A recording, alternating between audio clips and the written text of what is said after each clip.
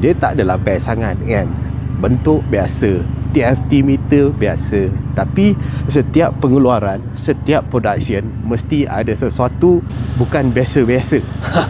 Yang ni pada aku ada satu killer part dia yang korang kena tahu.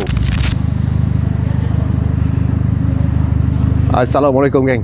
Jadi hari ni Projek Solo berada dekat Genting Highland, di mana hari ni kita ride santai-santai bersama Aveta Vanguard 250.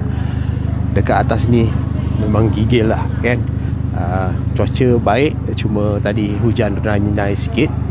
Nak kongsikan cerita dengan korang hari ni kan. Kalau misal kata korang tanya Projek Solo apa yang bestnya dengan Vanguard ni, dia tak adalah best sangat kan. Bentuk biasa, TFT meter biasa kan.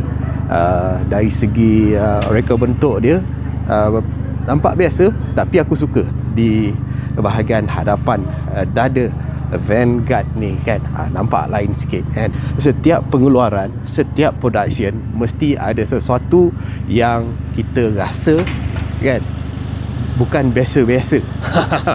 Mesti ada satu kan. Yang ni pada aku ada satu killer part dia yang korang kena tahu. Di mana dia punya power delivery dia guys. Power delivery dia ini macam okay?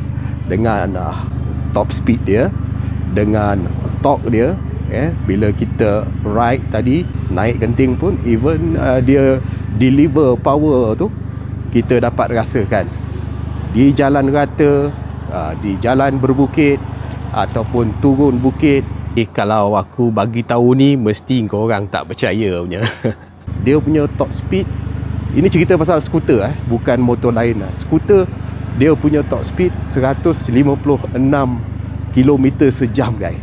Korang percaya tak? Aku nak puji sikit lah pasal enjin Aveta Vanguard ni guys. Enjin dia especially yang cukup memenuhi cita rasa dia lah. Berkapasiti enjin 250cc dengan power yang dia bagi 24 horsepower.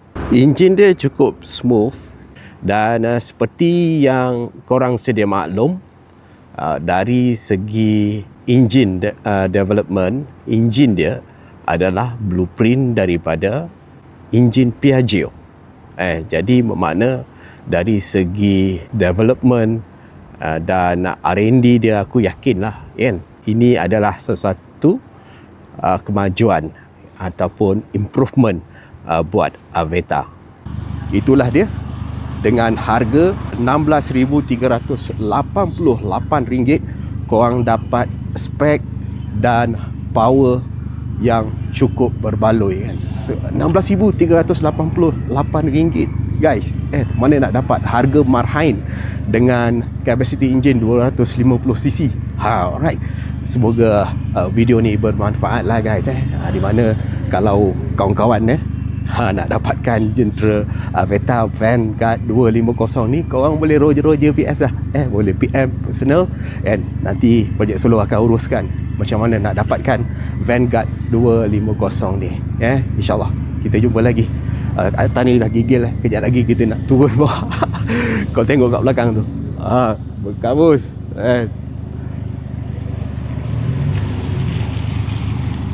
Okay, Assalamualaikum, ciao.